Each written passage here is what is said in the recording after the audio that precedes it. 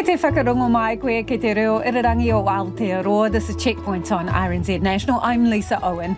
Haere aki nei, 4,000 people dead, 15,000 more injured and rising after a massive quake rocked towns in Syria and Turkey. We'll go there live. A call for a royal inquiry and a halt to further housing intensification in Auckland until there's a proper plan to retreat or rebuild. Former Mayor and long-time councillor Christine Fletcher joins us. It was traffic flooding the city's water-damaged streets today and a rubbish pile-up on the berms as the clean-up rolls on. And if that's not enough, beware the rats. And in cuter animal news, you may be seeing more sea lions, but not on the seashore. We'll have the details.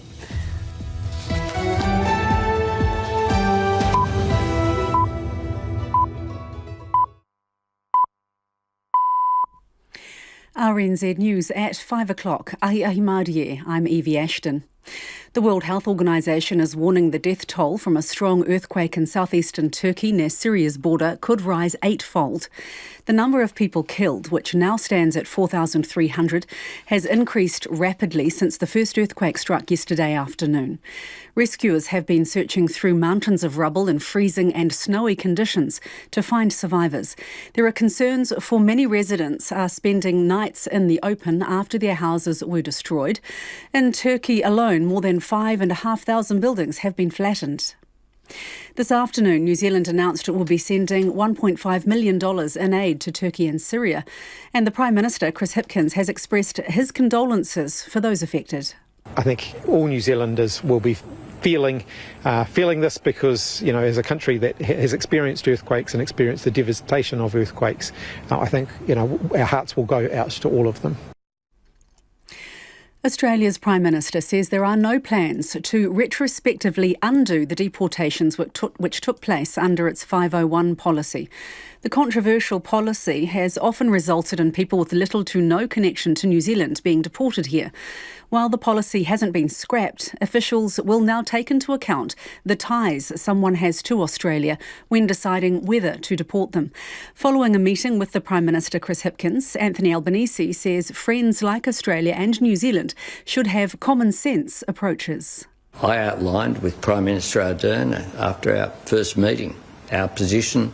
Our position hasn't changed, and I confirmed that with Prime Minister Hipkins today. We had a discussion of these issues, and I believe that we've got the response right. Chris Hipkins says New Zealand's position hasn't changed either, but he says it's an encouraging development. Police have confirmed the sole occupant of a Microlight died following a crash near Stratford today. The plane came down just north of the Stratford aerodrome shortly before midday. Our Taranaki Whanganui reporter Robin Martin has more. Flint Road by the aerodrome was closed for a time while emergency services responded to the crash. But the police say it has since reopened. Acting Detective Senior Sergeant Drew Bennett says police are supporting the family of the person who died and extends its condolences to them at this difficult time. Farmer Burbelin Oliver saw the aircraft come down from her kitchen window. She says it hit the ground with a bang and was soon engulfed in smoke and flames. The Civil Aviation Authority and the coroner have started investigations into the crash. A woman has been arrested following an attack at a North Shore library that resulted in it closing for 2 days. Auckland Council confirmed the incident happened at Glenfield Library last Thursday. A 27-year-old woman appeared in court today charged with kidnapping and wounding with intent to cause grievous bodily harm. The police say the investigation is ongoing and further arrests are possible. And the ACT party leader has delivered his first major political speech of the year, slamming both major parties. David Seymour told supporters in Auckland that neither Chris is capable of running the country. He criticised the state of the country's education, healthcare and proposal for co-governance. Well, actually, there's a large number of people that can point to past trauma. What I know is that we need to start delivering services that are fit for purpose for each person, whether it's health or education, and stop putting everything through a racial lens. David Seymour says ACT's referendum on co-governance would mean all citizens have the same rights and duties. In sport, the All Blacks will play just 2 home tests in the lead-up to the World Cup. They'll play South Africa and Australia in 2 Rugby Championship tests in Aotearoa, with the Springbok test in Auckland on July 15th. A few weeks later, they'll take on the Wallabies in Dunedin on August 5th, with the match also doubling as a Bledisloe Cup game. The All Blacks' first Rugby Championship test is against Argentina in Mendoza on July the 8th, with the last one against the Springboks in London on August 25th, before the side heads to Paris for the World Cup. English Premier League football club Manchester says allegations of financial breaches are entirely false, and it's welcoming the investigation of an independent commission.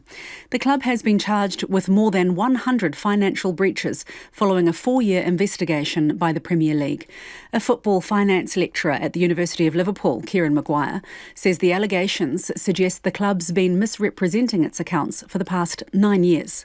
Effectively, the Premier League has accused Manchester City of overstating revenues and understating costs, and this has allowed it to invest in talent in terms of both transfer fees and wages and so on to give it an advantage. Former captain Aaron Finch has announced his retirement from international cricket after more than a decade representing Australia.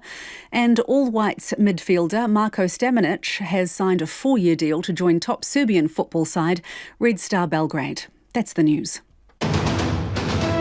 Triumph for the Breakers. From coaching staff to players who care about all the right things, who bought into everything you wanted to do, who give it everything they got. Eyes in the sky. The United States and Latin America are not the only places where these suspected Chinese spy balloons have been seen in the skies in recent years. And a green comet. You will see it as a little green smudge, but when you look at it with the big telescopes and you can see the colour better, then you will see a greenish tinge. Feet on the ground, eyes on the skies. Morning Report, weekdays from 6 on RNZ National.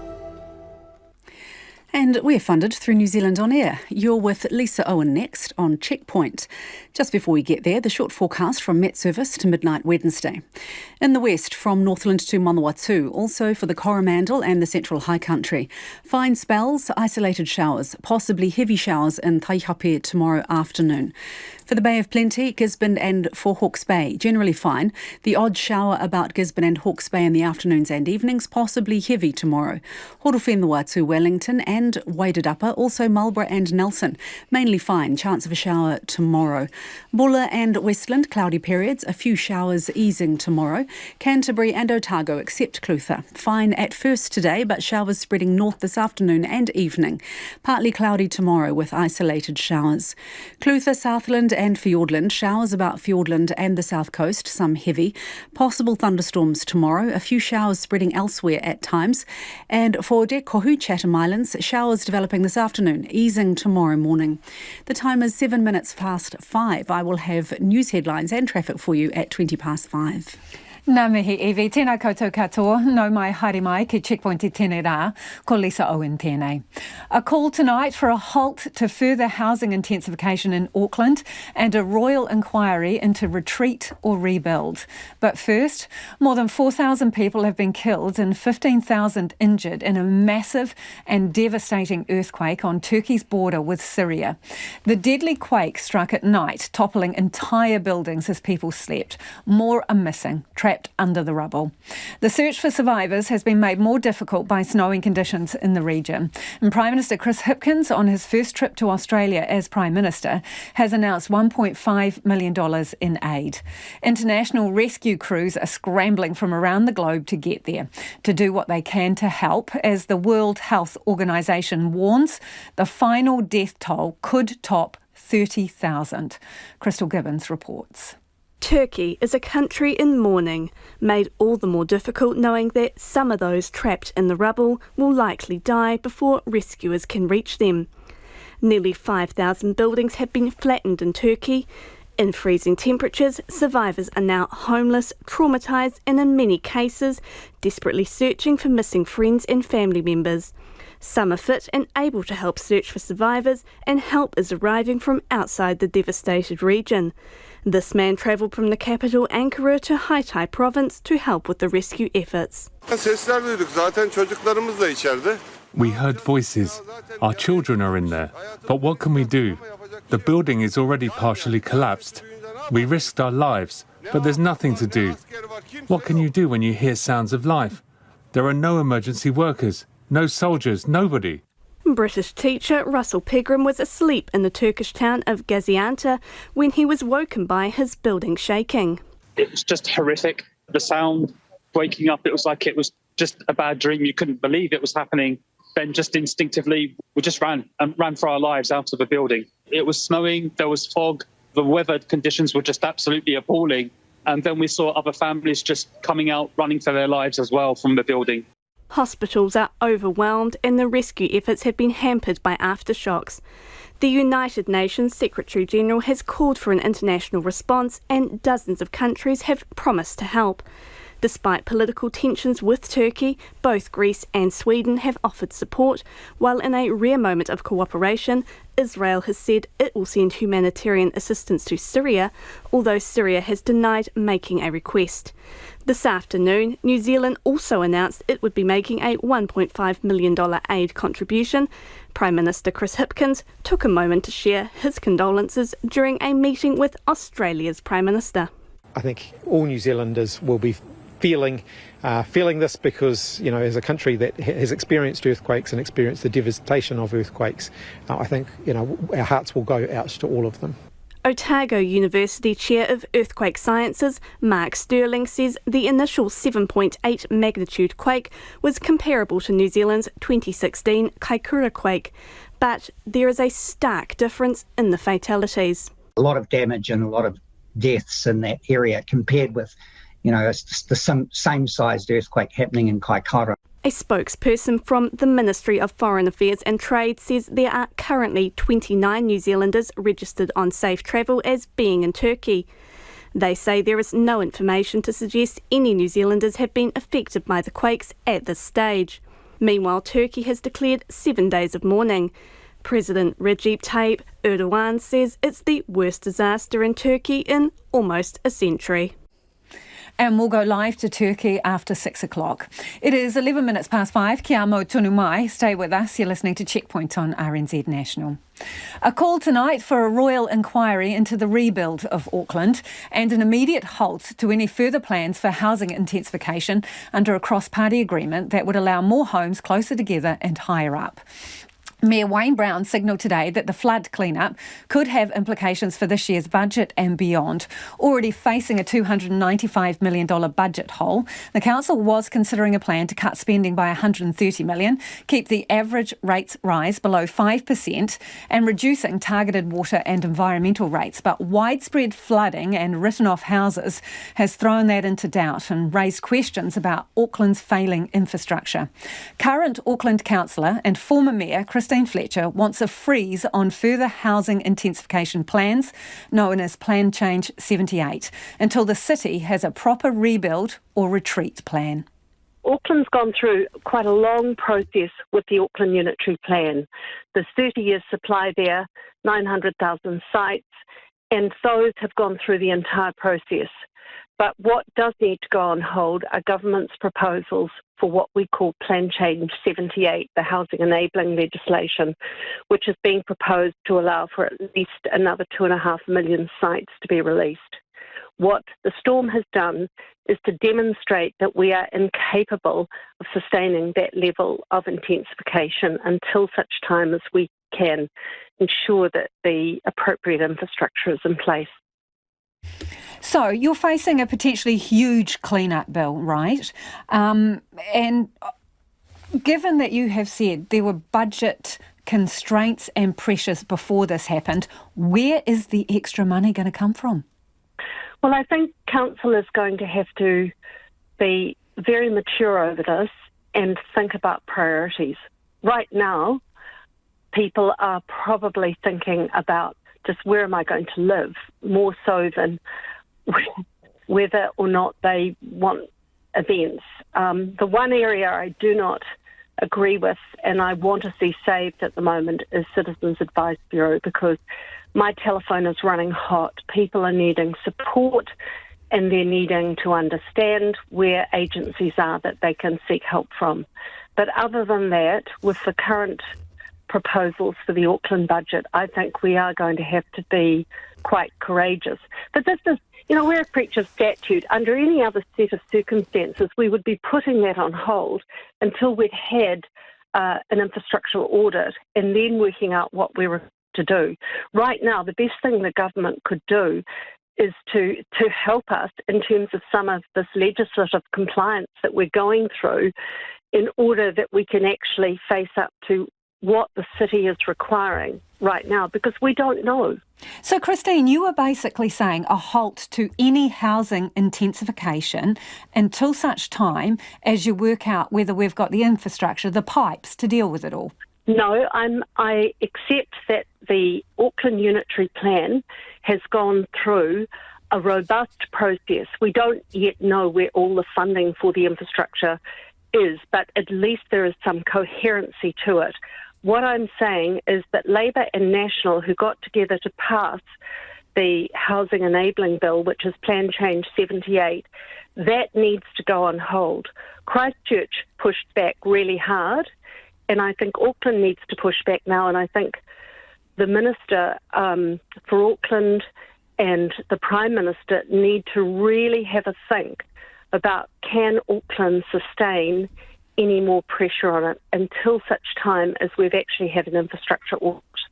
You're between a rock and a hard place, though, aren't you, Christine? Because people need houses, right? People who've had their homes flooded, they'll be looking for places to live. We've got a housing crisis. You pull the handbrake on future houses. Crisis. We've had a housing crisis. We're going to create an even greater housing crisis if we allow those houses not to be built in secure areas with the right infrastructure. We're just pushing these problems further and further into the future. We want quality homes along those key public transport routes, but we have to be able to put our hands on our hearts and say that the infrastructure, particularly stormwater, can sustain them. Have you had a chat to the Mayor about it? Does he agree with your position? I have given the Mayor and his Chief of Staff my view on this.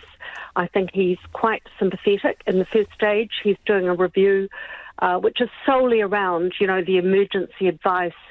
The second stage must be what we are going to need to do to have a better understanding of what comes next. When you start looking at those assessments that have come through from the Auckland regulatory team, we're looking at a situation that's going to be greater than Christchurch. Without wishing to be dramatic about it, I think we're going to need, as Christchurch required, a royal commission on this, that we get it away from the politics, away from the emotion, and actually look objectively at what Auckland can actually sustain, our largest city in New Zealand. For a small country like New Zealand, we can't afford to have a huge financial crash in the future because we got it wrong. So, Christine, does that mean, if you're talking about a situation bigger than Christchurch, that you are looking to the government to fund a rebuild? Not at this stage, because what we need is information. We need to understand the full engineering. You're going to need money, though, too, aren't you, Christine? There's already a budget hole, 295 million. We need money, we need engineers, and we need objective advice, not political advice, on what Auckland can sustain. And right now, all of the assessments haven't been undertaken. If you look at the work that has already been taken, it shows that this is not in little pockets of Auckland. This is a widespread problem right across the region, but more particularly in that older part of Auckland. And so I think people are traumatised. They don't know whether they clean up their houses and they move on, and it's not like you can just dry them out, as you know. There's fecal content, there's all sorts of nasties in the water. Everything needs to be thrown away. And right now there's uncertainty if another storm is coming. Is this just going to turn around and happen again next week? We owe it to those people that we are taking this seriously, that we're dealing with it scientifically, and for those areas that are very apparent ought not to be built on, and subdivisions that are going in, that we can handle the issue of managed retreat from those places where housing ought not to be allowed. And that's Auckland Councillor Christine Fletcher there, 18 minutes after 5. Really keen for your feedback on that. A lot in it. She's calling for a royal commission to cover off issues like retreat or rebuild and a halt on intensification around housing. What are your thoughts on that? Do we need to do that to see if the infrastructure can cope? And she's saying sensible decisions about what the city can afford or not. What would you be prepared to lose, to take out of the budget here in Auckland? Text us on 2101. You can tweet us at Checkpoint RNZ or the email address checkpoint@rnz.co.nz. Some Coromandel residents are facing the prospect of having to move to the other side of a massive slip so they can continue their jobs and schooling. State Highway 25A, which is the gateway to the Coromandel, has been holed out and is closed indefinitely. It means people living in towns on the eastern side of the peninsula have to travel the long way through Waihi to get in and out. Our reporter Tom Taylor joins us now from where the road's closed on the Coromandel side. So Tom, what have people been telling you there? Yeah, hi Lisa. So today we've driven from Auckland to Tairua the long way round, which adds about an hour to the trip. On the way down we stopped in Ngātea and talked with the cafe owner there, who also doubles as the kind of information centre. She's given us a lot of information about what people have been saying as they pass through, things like how it affects their schooling. So there's going to be a lot of school kids affected by the slip. They're either going to have to go the long way around, adding significant travel time to their days, or, as this cafe owner said, some parents are actually looking at buying property over the Thames or Ngātea side of the hill and moving into the area. So there could well be an influx in that regard. I also talked with a school principal at Hauraki Plains College who told me a little bit about just how this will be affecting her school. She said that she's been working with the Tairua bus company to organise a detour which will go through Waihi. That is going to add about 2 hours, it'll be about 2 hours travel time for these kids. She's kind of made light of that and said that it'll give them a lot of time to do homework on the bus. But just as I've been standing here, actually, I saw that bus go past. That was about 5 o'clock, so a good 2 hours after the school day is finished. So that's going to be a really long day for those kids. Now, as we got into Tairua, it's quite noticeable. The streets are very quiet, cafes and shops looking fairly empty. Now it is the end of the school holidays now, but business owners and residents are saying that even given that, it's pretty quiet for this time of year. And on the subject of businesses affected by the closure, you've been speaking to people about that? Yeah, so in Tairua, I spoke with cafe owner Heman Aluwalia, who owns the Pepe restaurant in Tairua. He actually owns the institution that is the Bugger Cafe closer to Thames, so he's doubly affected by the slip on both sides of it. He said that in his Tairua store, business has been down by about 60 to 70% since the slip. So he's been severely impacted by this already. Here's more of what he had to say. Basically, 25A is an extremely important connectivity for people coming from Auckland, Thames, coming towards the entire Coromandel Peninsula. And obviously, if that road is taken off, yes, there are detours, but it adds an extra couple of hours, if you want to get to Tairua or Whitianga or, even Coromandel. So, there will be a lot of challenges moving forward. Obviously, it will have an adverse effect on businesses, be it, cafes, restaurants, bars, B&Bs, and just a normal, the whole supply chain, is getting affected.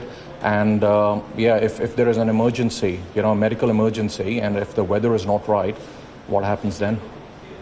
And because you also own a business on the other side of the slip, what does that mean for you and the way that you're able to operate?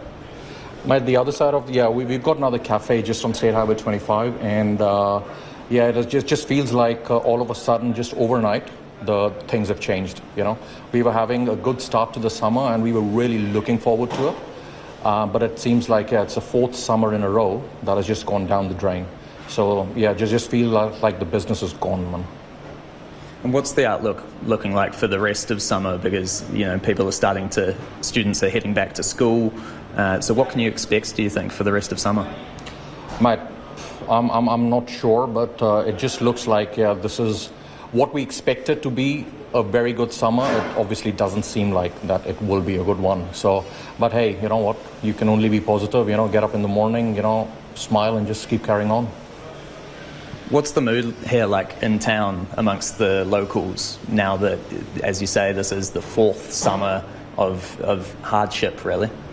I think, mate, the most important thing that everybody is looking for is communication, to know what is going on. And yes, on Facebook pages or TCDC websites, there is communication going on. But I think what people are looking for is the time frame. What we're looking at is how quickly can 25A be fixed. I think that is the most important question. Anything else that can be done to help towns like Tairua, other Coromandel towns out at the moment? Just from our side, mate, I would still encourage people to obviously come, and we're still a beautiful part of New Zealand. So this is a time when we need you the most. So definitely, if you're planning, please come to Coromandel. Okay, Tom, so that's one business owner deeply affected by the road. What's Waka Kotahi saying about the situation? Yeah, so Waka Kotahi told me today that they still need to wait for the ground conditions to become safe enough to get geotechnical engineers out onto the site.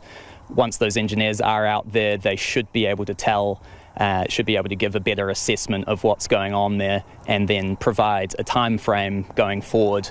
At the moment, of course, we've heard that may or may not be done by Christmas, but once those engineers are up there, we should have a better understanding of that. And I'm sure that all the businesses and residents on this side of the slip will be looking forward to that news very much.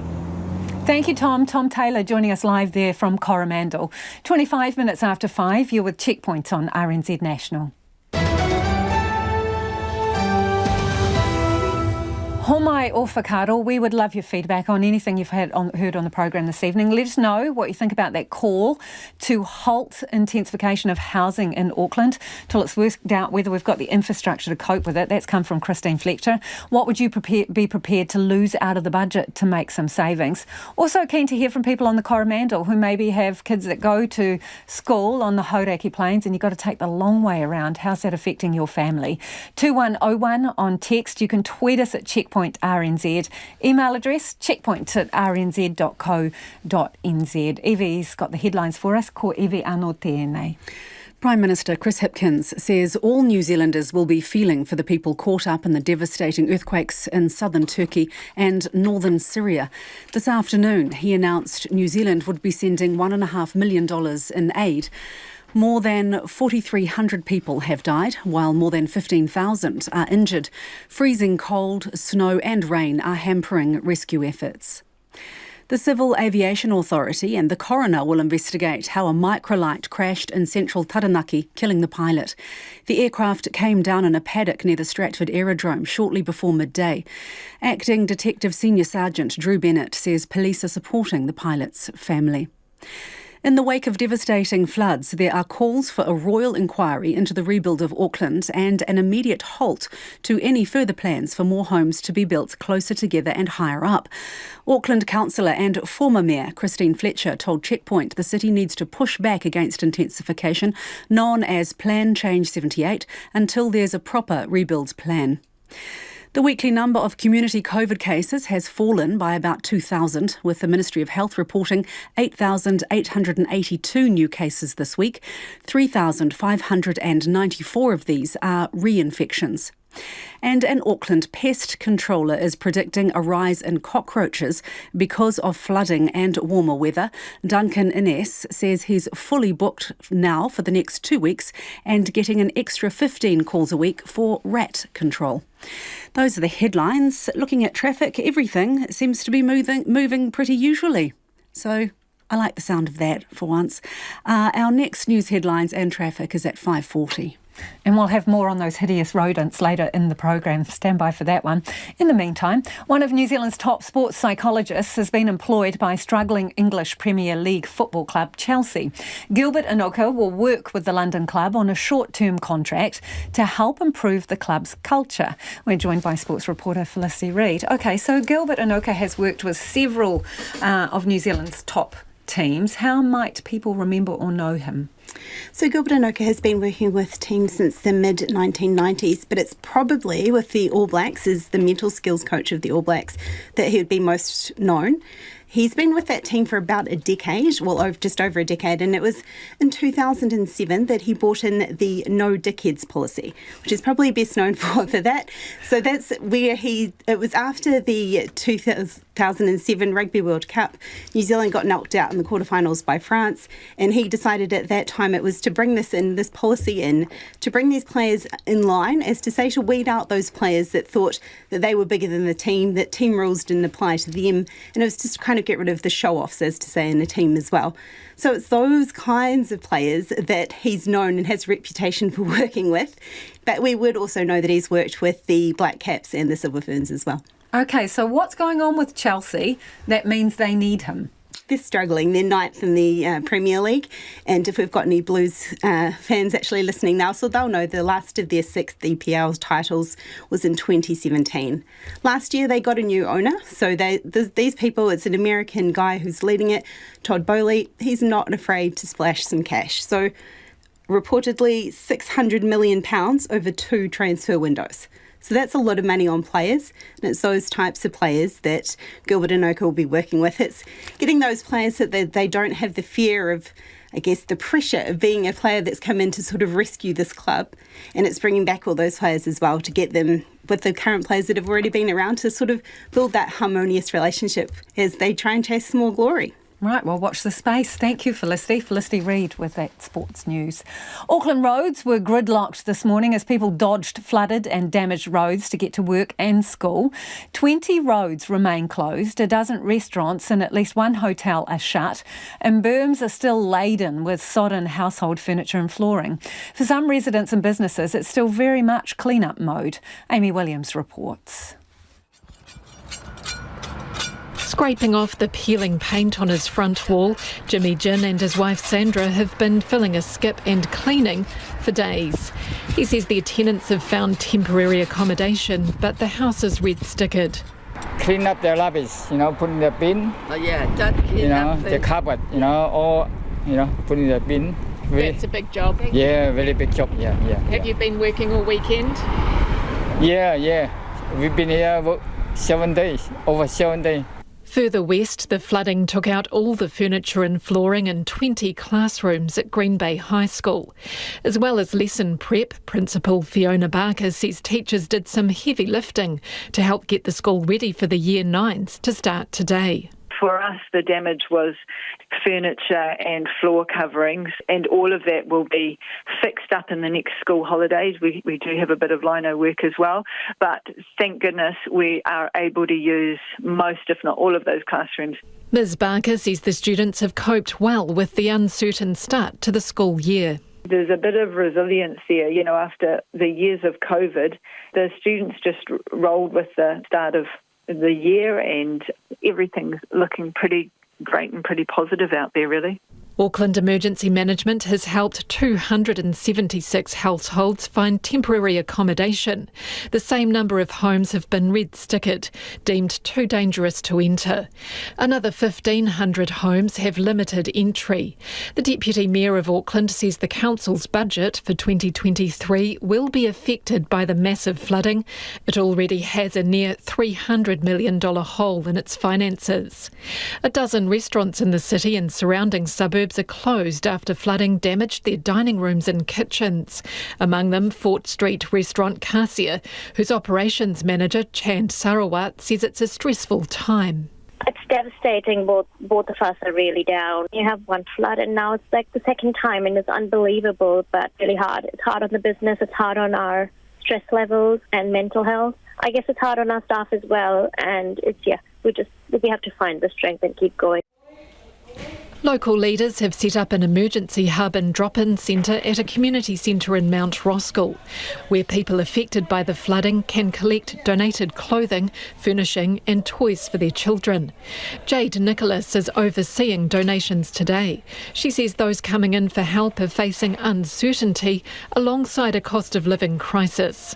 People are just unsure of, what's to come, and, people are nervous and people are afraid, and parents are stressed, where they're going to live and how they're going to support their children. Like, school's just started up and, it's just been one thing after another. This Saturday, the Acts of Roskill Kindness is holding a working bee, asking for anyone who can to come along and help. We'll be going out into the streets and just door knocking, helping our own families out, that are struggling or that need the extra hands to help out.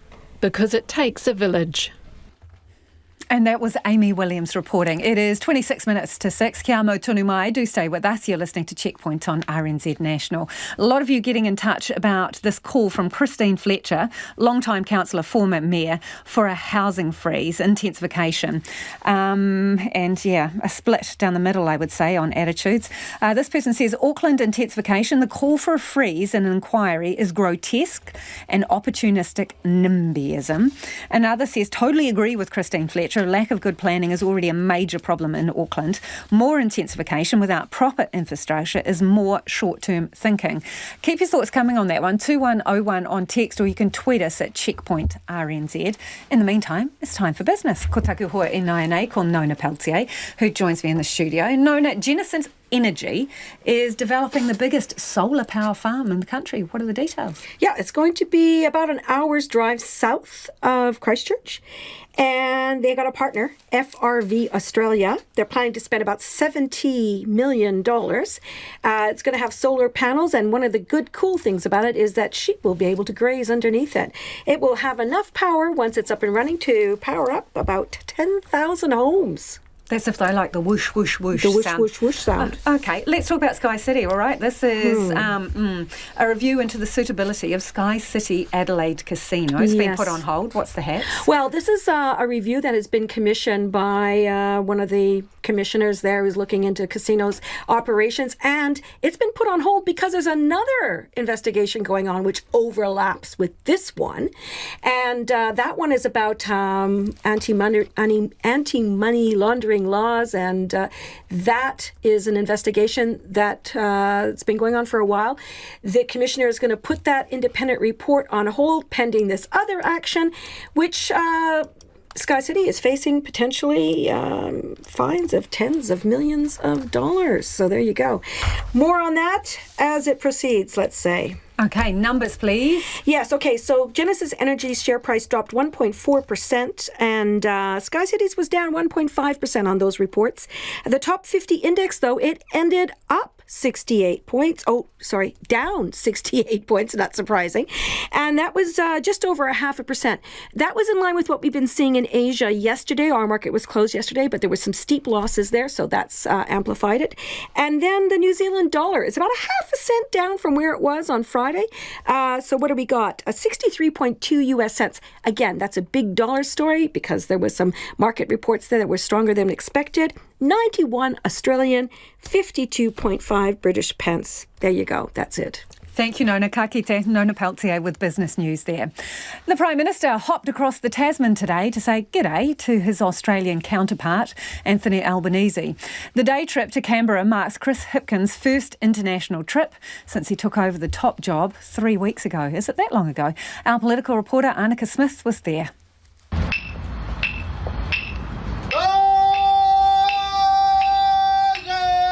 Chris Hipkins welcomed to country with an Aboriginal smoking ceremony.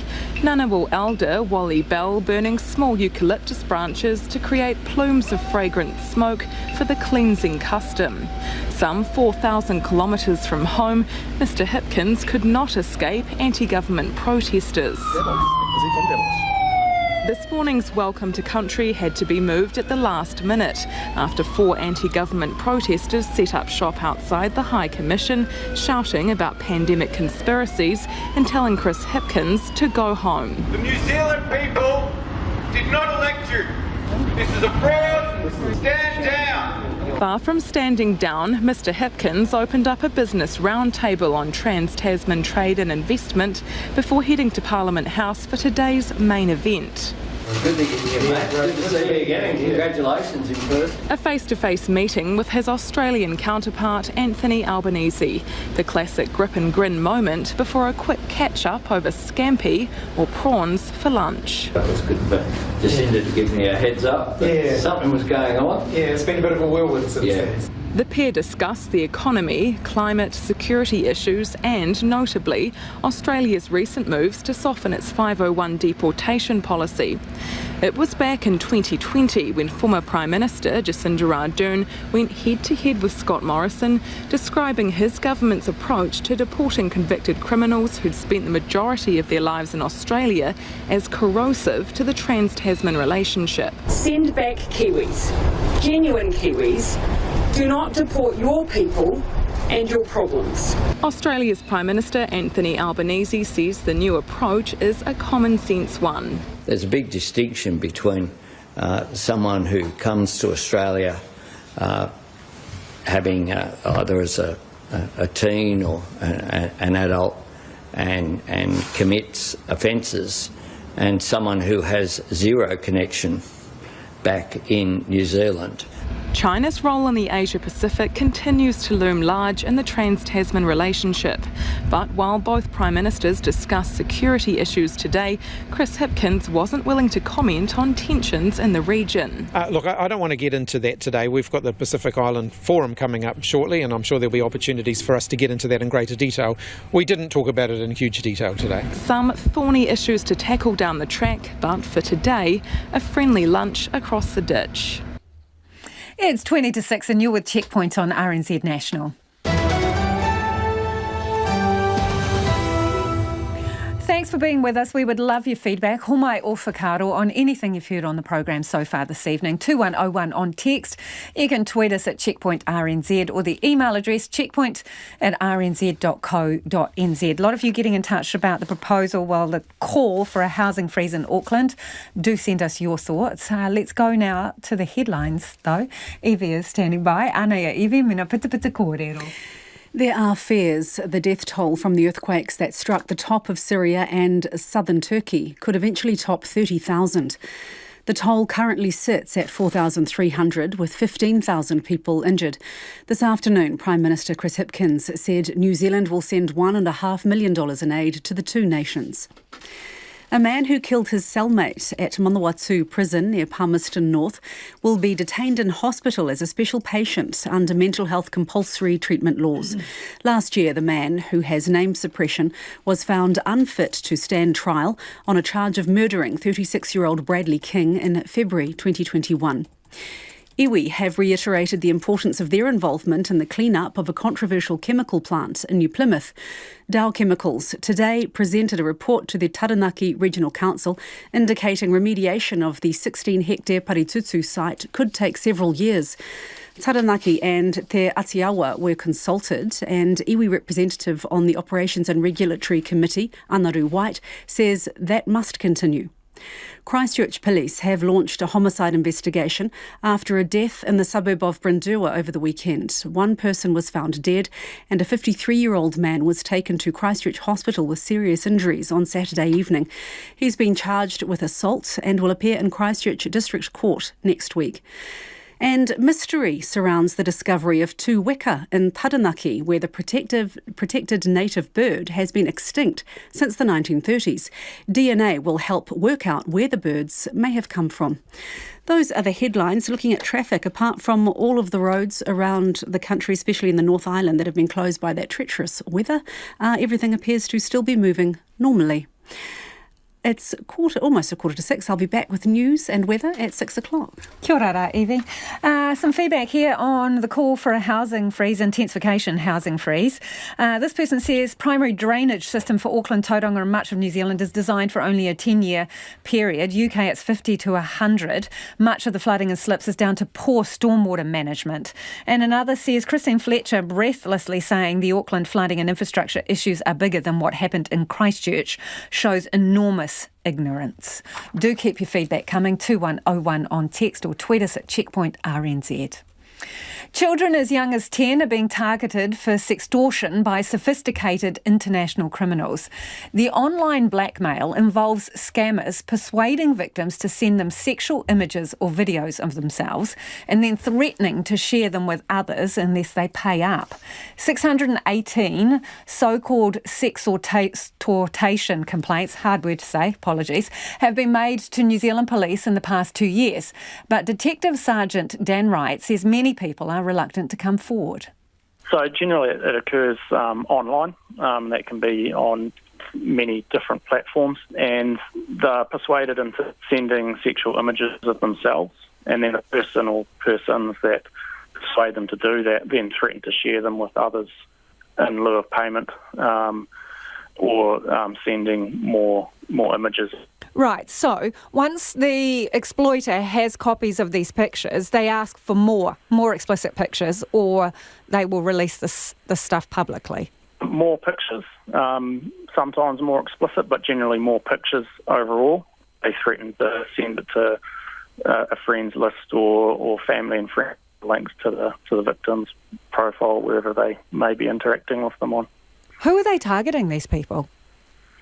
All New Zealand likely to be targeted. If anyone has an online profile or life, so to speak, they're just at risk as the next person.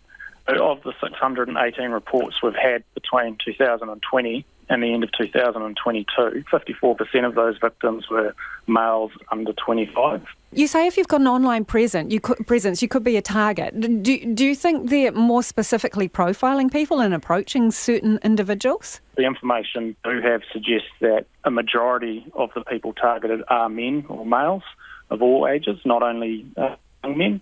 It's just unfortunate that 54% of all the reported instances we've had are males under 25. That is the reported number of cases. What do you think the actual prevalence of this is? Do you think it's much more than what's reported? Because, some people would be a bit reluctant to come forward, wouldn't they? Yeah, people are reluctant to come forward. It's important victims are not to blame. They're not alone, and police want to help, so we can help provide support and get the offending accounts taken down. What do you know about the people extorting the money? Are they operating on their own? Is it more sophisticated than that? Are there criminal groups who are doing this? The information I have is that there are groups of people offshore, and they are organised in how they do it.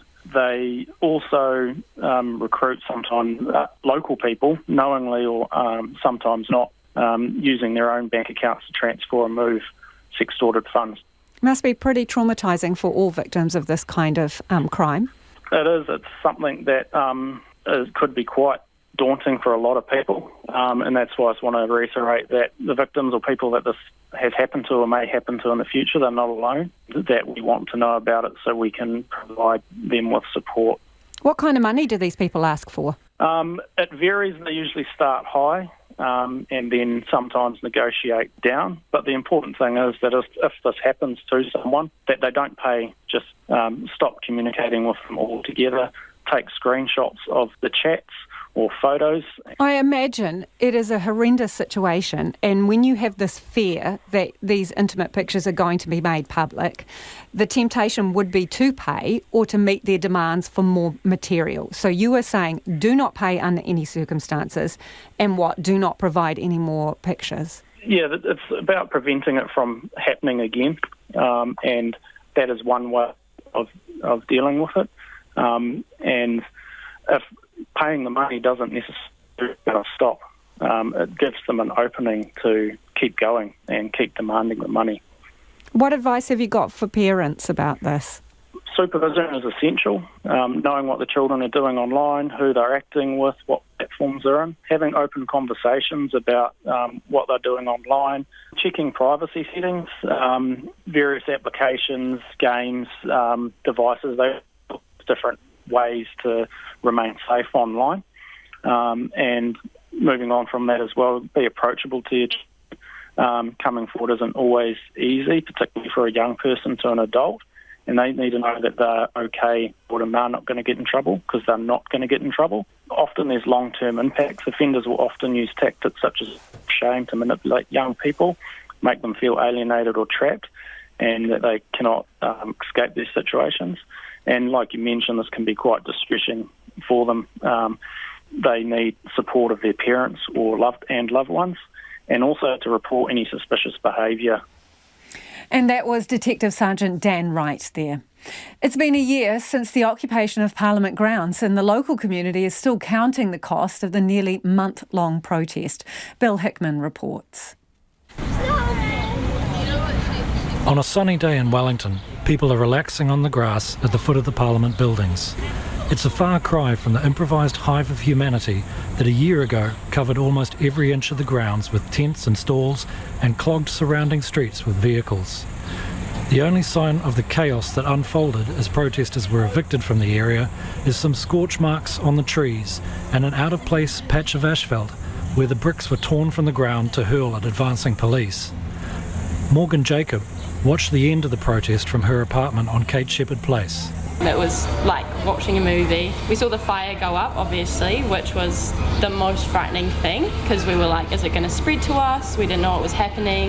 And we did actually have protesters climbing up our scaffolding. Luckily, we were high up enough that we knew we were okay, but there were some angry protesters scaling the railing to try and get up to the balcony. Vic Book's Pipitea campus store and cafe shut down for the protests and closed for good 5 months later. General Manager Jessica Godfrey says the shop's sister store in Kelburn will also close up in March. She says the protest and the flow-on effects of the pandemic have effectively killed off both businesses. Back then, that our customers were too scared to come in, and in a lot of ways they couldn't even come in because one of our doors had people sleeping there and the campus emptied and students weren't allowed. Look, it's been tough, but there's no point in blaming anyone. Jasmine Wood works at Vanilla Cafe on Aitken Street. The business shut down its eat-in facilities when protesters refused to wear masks indoors. Honestly, it hasn't been the same since. It's so much more quiet. It was just completely pointless, honestly. It was just a bit of a mess and didn't really solve anything, just disrupted businesses. Joey Shannon is having his lunch in the shade of one of the trees that still bears the marks of the fires of the occupation's final day. He says he's glad the grounds have been rebuilt and remain accessible to the public.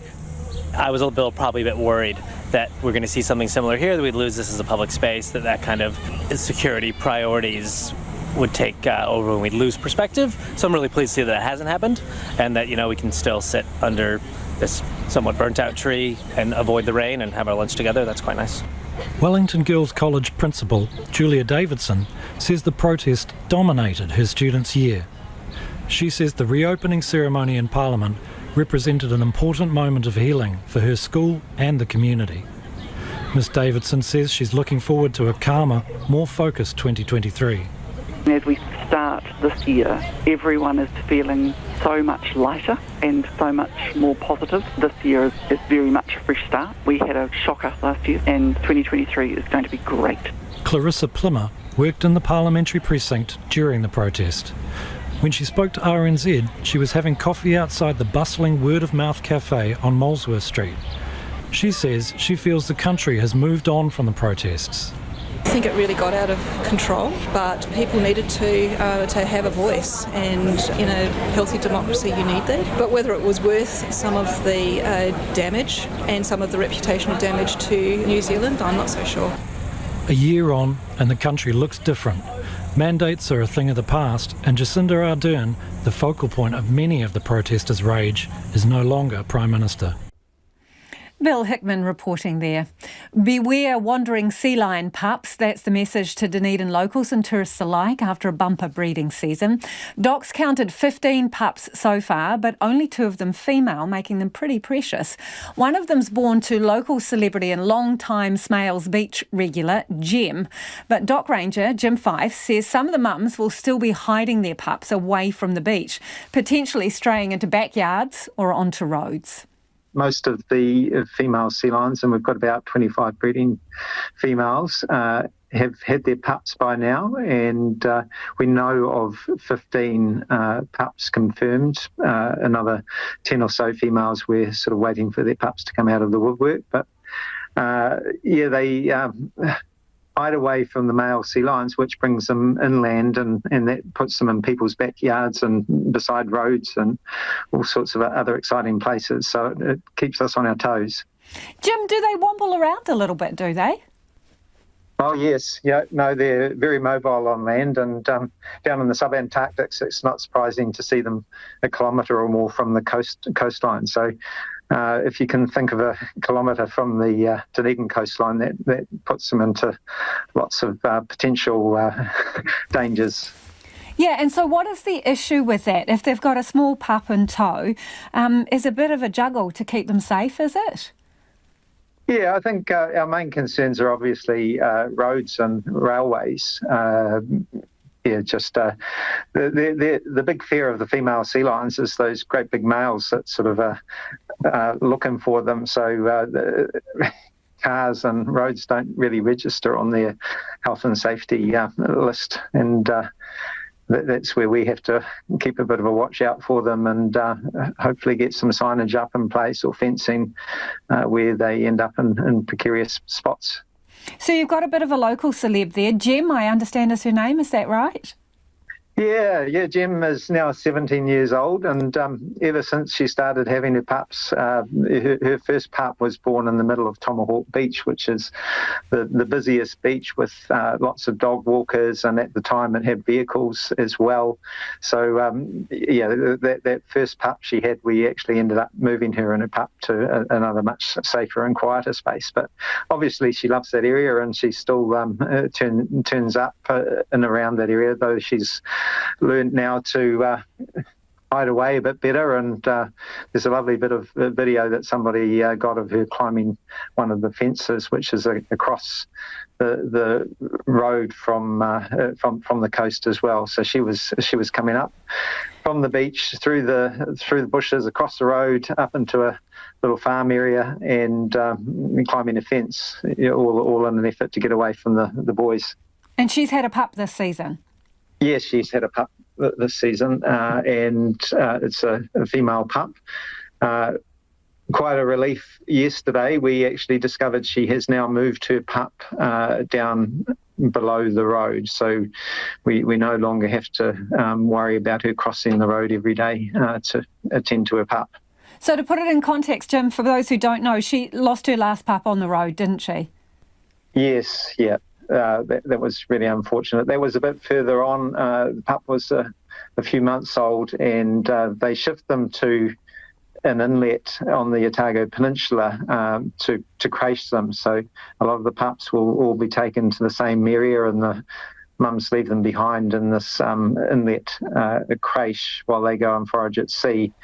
The pups have a great time playing and amongst each other, and but there are roads at the edge of the inlet, and we're busy trying to slow traffic down there and fence off the areas that they're getting up onto the road. So what are you telling people about, the distance they should keep and what precautions they need to take? Well, yeah, there's a lot of education involved. The sea lions are big, and people can be a bit apprehensive around them, but they're not particularly aggressive at all. They're more curious and playful, and it really is about treating them like wild animals, not trying to get close to them at all. They're not afraid of people. They're not going to run away, but and neither are they going to hurt people. But we need to give them their space and back off if they approach us, and but not do that in a panicked way, because they're a bit like a dog, and if you run from them, they'll chase you. So you've got to stay calm around them. There's just a whole lot of information that people need to learn about this new animal in the neighbourhood, really. We're so lucky to have them back. And Jim, despite the fact they may look a little bit unfit, they can actually move with a bit of speed, can't they?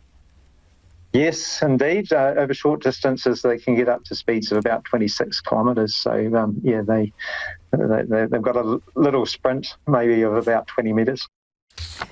Evie is telling me off. That was Doc Ranger Jim Fife there for suggesting that sea lions might look a little unfit. 26 k's an hour top speed, he reckons, over a short distance, so stay away from them. Hey, we've got some gorgeous pictures to go with that story. Do check it out on our webpage, and a video of that sea lion getting herself over the fence, which is quite an amazing feat. A lot of you getting in touch about whether there should be a freeze on more housing intensification in Auckland until there is a proper retreat or rebuild plan. This was a suggestion by Christine Fletcher, current councillor, former mayor. Peter, on what he's prepared to lose out of the budget, says not prepared to lose anything out of the budget. Surely if the floods show us anything, it is the moral bankruptcy of this neoliberal agenda of cutting spending, cutting investment in infrastructure, etc., so they can cut taxes for their rich cronies. Someone else says, my 84-year-old mother-in-law told us when she went to Takapuna Grammar 70 years ago, she remembers getting out of the school bus to walk through flooded Waido Road near the Waido Creek before joining it on the other side. They've known about this for 70 years. That was where some of the very serious flooding was. Stephen says, problem is we are not taxing people enough to pay for infrastructure. Tax rates are too low. This one says, I agree with Christine Fletcher. This, however, is not a new problem with stretched infrastructure. I don't invite 20 people to stay at my place with only 3 beds and 1 shower and 1 toilet. Duh. Too many bums, not enough seats. Doesn't take a genius, this person says. And on the subject of red stickers, someone's got in touch to say, my mate's rental got a red sticker. He can't find anything and will probably have to move to Wellington. He's got 2 weeks, they say. After 6, we're going to be talking to someone from Auckland Council about assessments of properties, how they decide what's a red sticker and what's not. RNZ News at 6 o'clock. Ngā mihi o te pō. Good evening. I'm Evie Ashton. A severe winter storm is hampering efforts to find survivors from the massive earthquakes that hit Turkey and Syria last night. The death toll has now topped 4,300, with many thousands more injured. Rescue crews are working in the cold and dark, scrambling to save people from under the debris. In Syria, Abada Alwan from the Syrian Civil Defence Forces says the weather is cutting emergency crews off from some of the most damaged areas. It's very, very difficult on the ground right now in Syria. The situation is very catastrophic at the moment. I mean, volunteers, Syria Civil Defense volunteers are completely run thin in terms of resources, in terms of manpower. New Zealand is providing $1.5 million for the emergency response, and the government says it has no information about whether any New Zealanders have been injured or killed in the quakes. 29 New Zealanders are registered as being in Turkey. An Auckland councillor is calling for a commission of inquiry into the rebuild of Auckland. This is in response to government housing intensification plans that would allow more homes to be built in the country's biggest cities. Councillor and former mayor Christine Fletcher says the recent floods have demonstrated that Auckland's infrastructure can't cope with more buildings. I think we're going to need, as Christchurch required, a royal commission on this and actually look objectively at what Auckland can actually sustain. For a small country like New Zealand, we can't afford to have a huge financial crash in the future because we got it wrong. Christine Fletcher wants a freeze on the intensification plans until Auckland has a proper rebuild or retreat plan. Flood-affected families turning up for help at an Auckland community drop-in centre are concerned about their uncertain housing.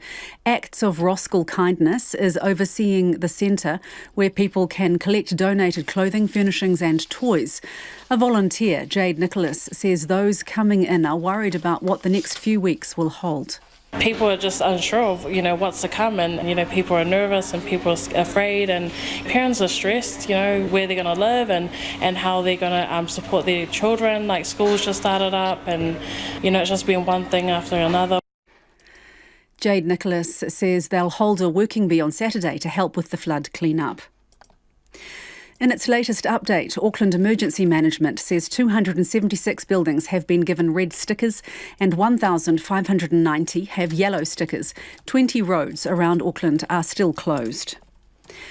The US President insists relations between Washington and Beijing have not been strained by the shooting down of a suspected Chinese spy balloon.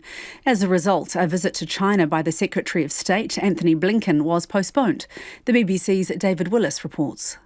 China called it an unacceptable violation of international law, whilst the White House is at pains to point out that it believes the Blinken visit to Beijing has simply been delayed and not called off altogether. But rearranging it will be difficult, and there is, of course, a lot to talk about, not least Taiwan, COVID policy, and so on. But if nothing else, this whole balloon incident underlines how extremely delicate relations between these two superpowers can be.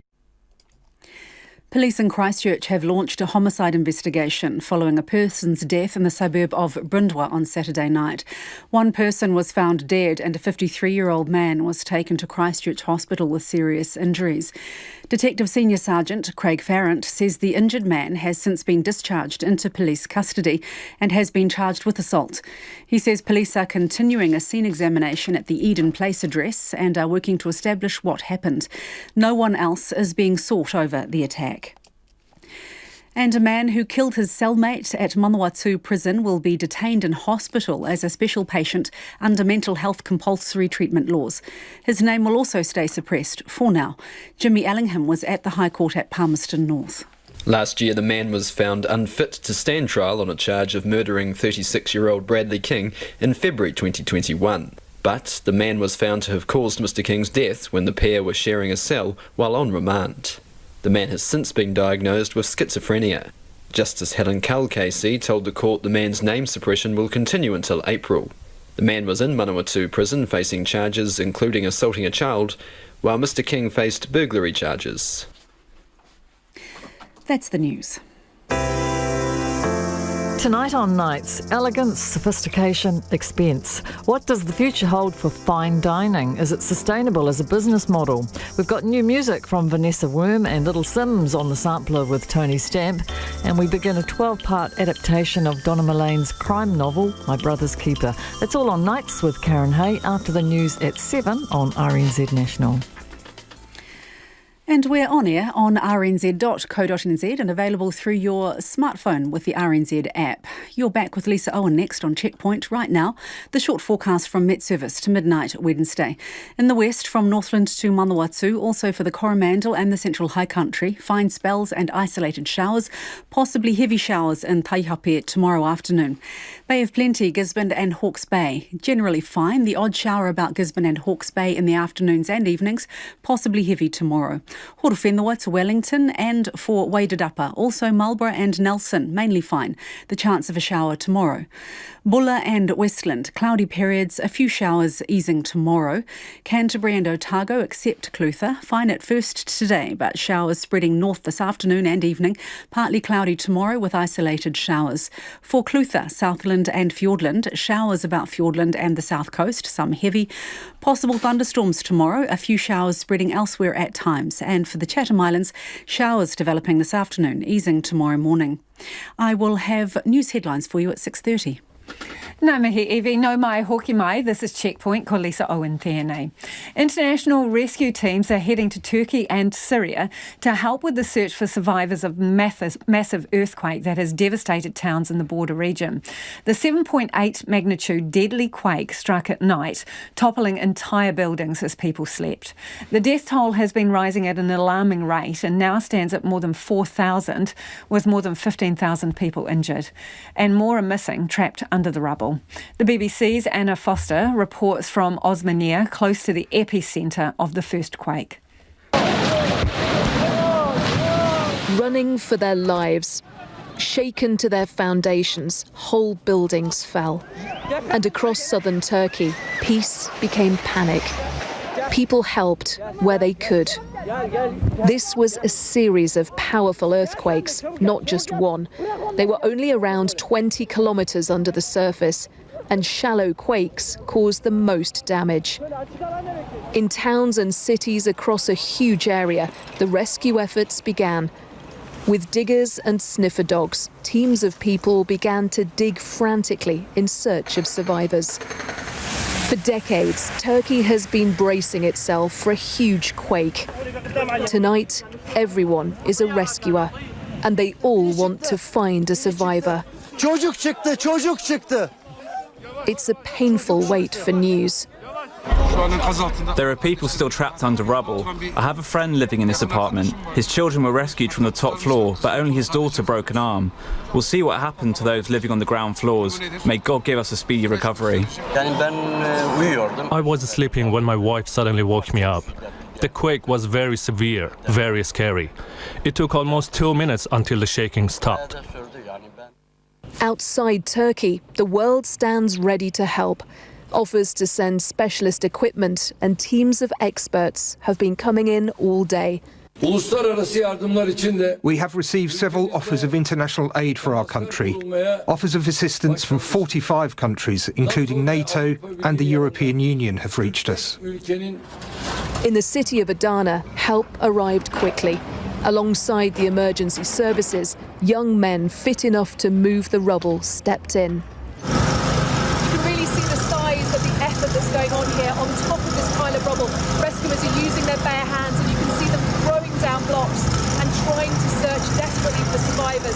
This used to be a 12-storey apartment building just like the one behind it, and so far they've only found 3 survivors. For families with missing relatives, the wait for news is agony.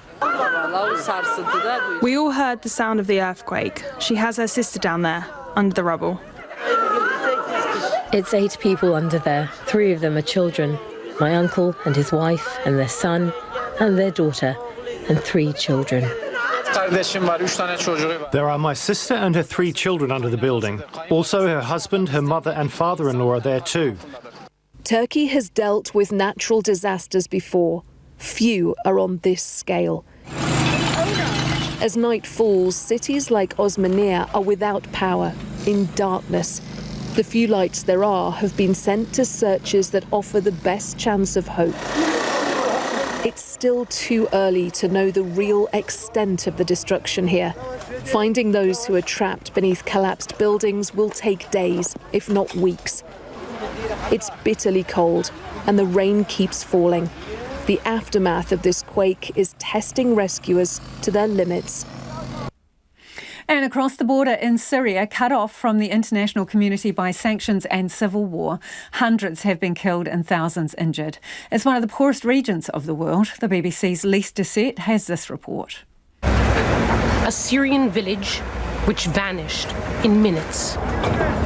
Masnaya. Its people are all that's left standing, those who survived. So many didn't. All along this area next to Turkey. Still now, many families now are under the rubble. Our team's trying to save them.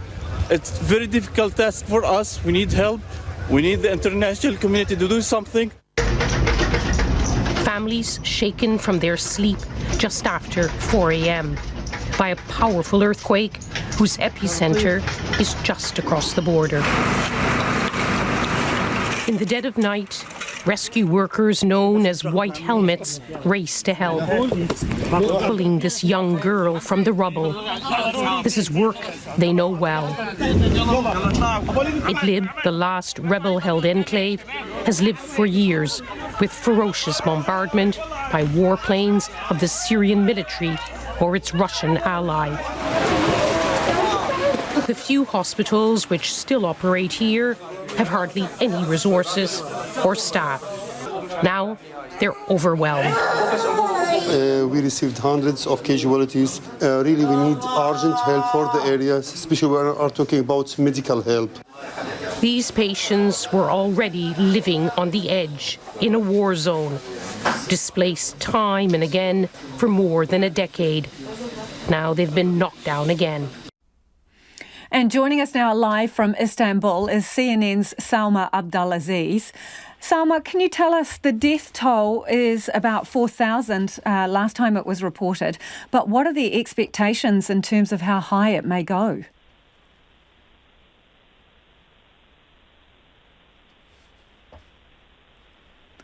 Salma, are you hearing me? We're hoping to cross live to Salma Abdelaziz, who is in Istanbul. Just a few problems getting through at the moment. Let's try and go back to her in a little bit. Can we raise her on the line at the moment? Just checking to see whether we can get her back. In the meantime, do send us your feedback, 2101 on text, on anything you've heard on the program this evening. OK, sitting on several fault lines, Turkey is one of the world's most active earthquake zones. Last year, it recorded more than 22,000 shakes. Turkey's worst on record was the quake in 1999, which killed more than 17,000 people. Here's the BBC's science editor, Rebecca Morrell. The desperate hunt for survivors after Turkey's huge earthquake. At magnitude 7.8, it's one of the biggest to hit the region in more than 80 years. But Turkey's all too familiar with these natural disasters. It's one of the world's most seismically active areas. The country sits amidst several tectonic plates, and there are two major fault lines where they meet. The East Anatolian fault line is where the quake struck. As the plates grind past each other, tension gradually builds up along the fault line before it's released, resulting in an earthquake. The East Anatolian fault line is about 250 miles long, but what's made the quake so deadly is how shallow it is. It happened at a depth of just 11 miles. Since 1970, this region has seen 3 earthquakes greater than magnitude 6. This is magnitude 7, nearly magnitude 8. This was a big one. This is an earthquake such as we don't. And we're now able to get through to Istanbul, and CNN's Salma Abdul Aziz joins us live. Salma, what can you tell us about the death toll and how high it is expected to go?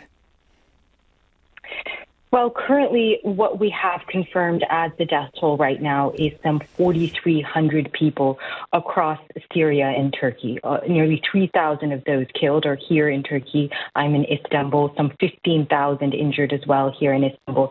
In Syria, there's some 1,400 confirmed dead so far. But here's the important thing to remember about the death toll. We are very much still just 24 hours after one of the most powerful earthquakes to hit this region in nearly a century. There are potentially thousands of people still trapped under the rubble of their homes. You have to remember this earthquake struck essentially in the middle of the night, just after 4 a.m. local time. So people would have been sleeping in their beds, and that's the here. So you have families across Turkey still looking, of course, for their loved ones, calling into authorities with nothing more than a home address in the hopes they could find out the fate of the missing. And that is absolutely the focus right now for Turkish authorities. Search and rescue operations are very much underway, but they are being hampered by the weather. There's been these huge winter storms that have been moving through the region, heavy snowfall that's made it very difficult for flights to take off and get to the affected region, very difficult for these search and rescue workers sometimes who are using their bare hands in the freezing cold to try to find these missing people under the rubble. Very difficult for them as well. And then, of course, for the survivors of this earthquake who have been displaced, some now on the streets, essentially, where, again, it is freezing cold, it is snowing, there is still aid and help coming, but it's not coming quickly enough for these families who are looking for shelters. Authorities have set up big public spaces like schools and such as shelters, but you're talking about a huge disaster that's affected millions of people. And on the other side of the border inside Syria, the situation even more dire there, a country that's been impacted by more than a decade of war, civil conflict, that's left much of the infrastructure of that country, particularly in the northwest, which is the area affected by this earthquake, damaged or destroyed. And it's critical infrastructure, it's hospitals, it's clinics, it's schools. Those were targeted during those civil conflicts. So you are looking at an area where there are some 4 million displaced people, families that had already been reliant on humanitarian aid before this earthquake, now facing an absolute catastrophe in an area that really did not have the capacity to handle one. Selma, what can you tell us about aftershocks?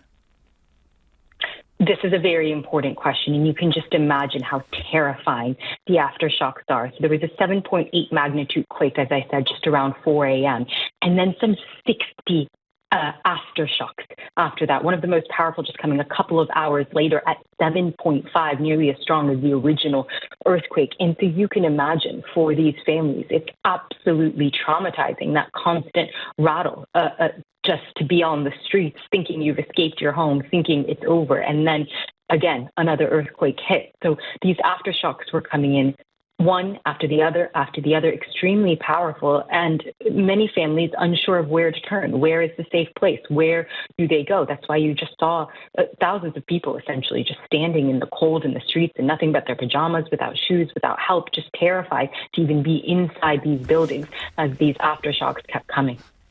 Thank you for joining us, Salma. That's Salma Abdulaziz joining us live from Istanbul. It is 18 minutes after 6 and you're with Checkpoint on RNZ National. Back home, at last count, 276 Auckland homes have been red stickered due to flood damage, meaning they're currently not livable. Another 1,590 homes or buildings have been yellow stickered. They've got extensive damage too. Up to 160 assessors have been on the ground each day visiting some properties multiple times to update their status. So if you've been stickered, what are the implications and what happens next? Kerry Ferguson is Auckland Council Manager Compliance, Response and Investigations, and she joins us now. Kerry, to start off with, tell us what makes a property red stickered? A red placard or sticker is usually issued when there is either a risk from external factors. So, for example, adjacent buildings may have been affected and are likely to collapse, or there's ground failure, or there's been significant damage to the building itself. So what's the difference between that and a yellow sticker then? Because some yellow stickered properties have significant damage as well. What's the difference? Sure. So the yellow sticker ones may be that it's only to part of the building, but it may not have actually affected, the damage may not have actually affected the foundations, for example, or the ground around it may also be safe. Or it may be that the floodwater has risen to a point that sits above the electrical point, so it needs to be checked by a suitably qualified person, such as an electrician, before it's safe for people to return to their homes to prevent any electric shocks or electricity issues. So, Kerry, are you re-inspecting red stickers properties to see if they're as badly damaged as you first thought and revising some downwards? Yeah, we've been doing that over the past week, as well as the initial emergency response actually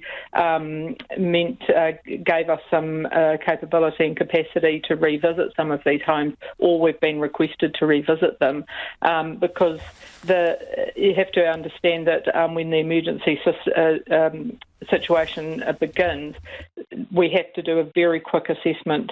Some of them are extremely obvious and others are not so obvious, but it's from what our building inspectors or professionals can observe, or we've had the advice of, for example, a structural engineer or a geotechnical engineer to tell us that a red sticker is justified. Do you know how many properties have been revised down from a red sticker?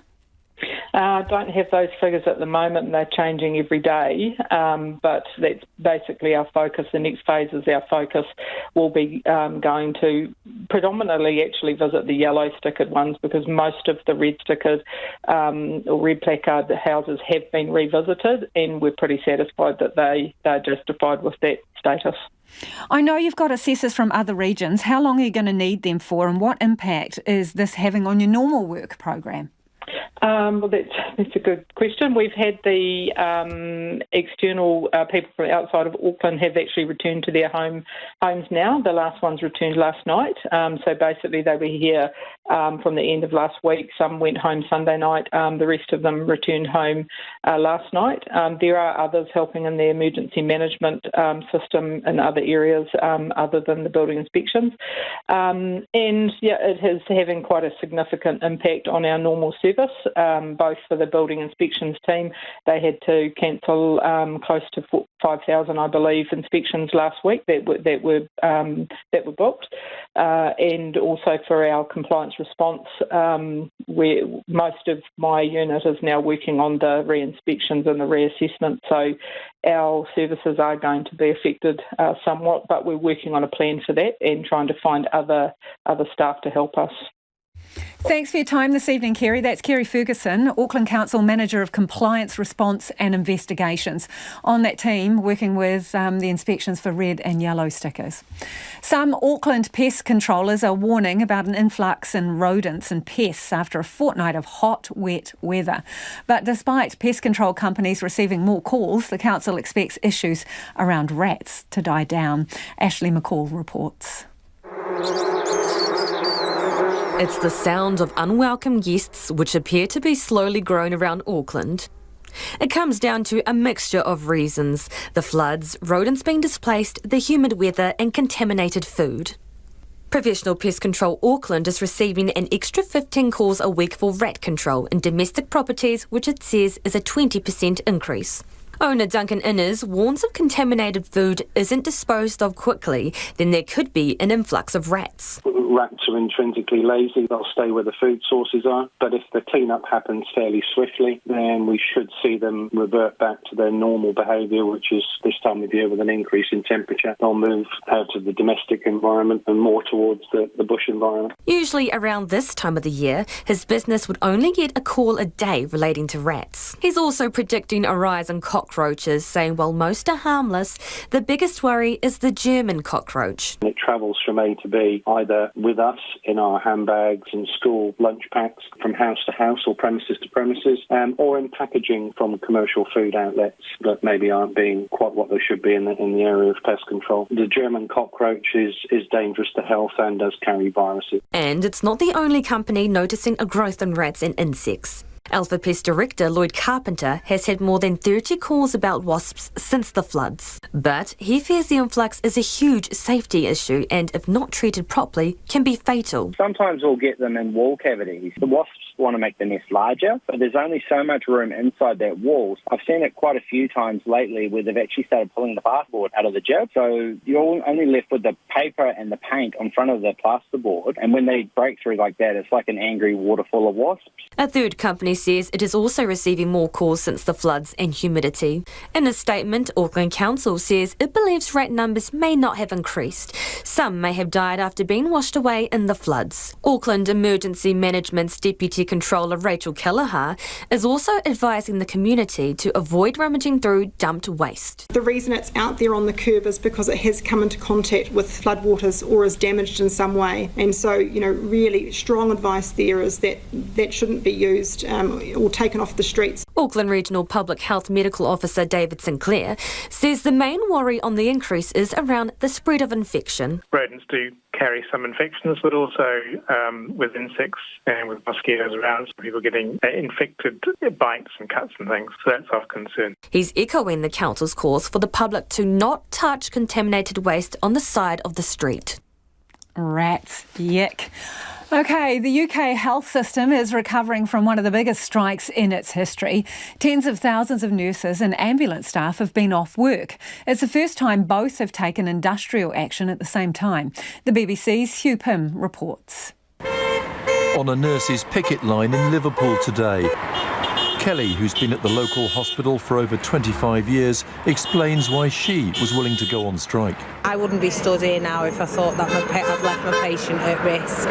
But we need to do something. Enough's enough. And a few hundred metres away, local ambulance staff were also picketing. We need more ambulances out on the road, but to staff them ambulances, then we need more staff and better conditions and a pay rise to keep staff here. For patients, strikes mean cancellations of some routine operations and other care, and some disruption for hospitals. Officially, emergency care is not affected by the strike action, but at local level, hospitals reach their own agreements with the Royal College of Nursing, and in this emergency department, there are fewer nurses on shift than on a normal day, so other staff are drafted in. We just need to get some meds out. More consultants than usual are on shift, like Phil here at St George's Hospital in South London. He's helping dispense medication, a job that might normally be done by nurses. And postponements in routine care on strike days can mean more pressure on A&E. We encourage people to still come forward. If you need emergency life or limb-saving care, we are here. If we have other areas of the hospital that are affected, such as day assessment units or day surgery units, it may be that more patients end up needing to come through the emergency department to receive urgent care. Ministers, meanwhile, say they'll talk about next year's pay from April, but not the wage award already paid out. Right, let's take a complete change in direction. The first batch of tickets for the North American dates of Beyoncé's World Tour are now for sale, with huge demand as expected. It is a major test for Ticketmaster since the company's system crashed under demand for Taylor Swift tickets last year. Cole Higgins has advice for keen concert goers. All eyes on Ticketmaster as Beyoncé's Renaissance Tour tickets go on sale Monday for the first group of verified fans.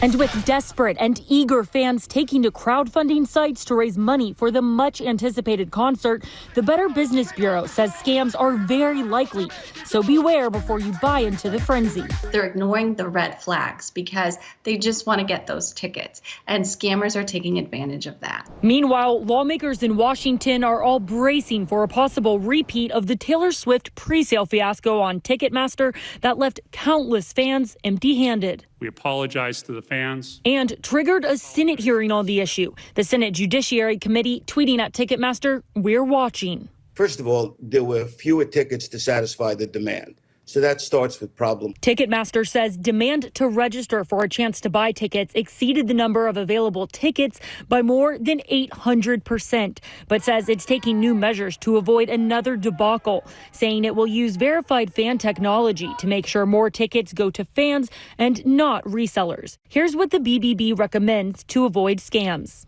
1. Only purchase from venues or legitimate sellers on their actual websites. Avoid buying on social media and verify trustworthy resellers and vendors on bbb.org. 2. Watch out for fake websites. So you think you're on Ticketmaster's website, but you really aren't. They'll copy and paste the same pictures, and they'll just change the words of the name of the company by 1 or 2 letters in the URL. 3. Only use protected payment methods. Don't pay cash, debit, or wire transfer, and opt for a credit card instead, since it may be easier to dispute fraudulent charges. And that is all we've got time for this evening. Tomorrow morning from 5 a.m, flood-stricken West Aucklanders tell First Up they fear for their future if they can't sell their water-damaged homes. And Climate Change Minister is live. Do tune in, 5 a.m, First Up, and we'll catch you tomorrow. RNZ News headlines at 6:30. Good evening, ngā mihi o te pō ko Evie Ashton tēnei. The death toll from quakes in Turkey and Syria now stands at 4,300. New Zealand is sending $1.5 million to help both countries.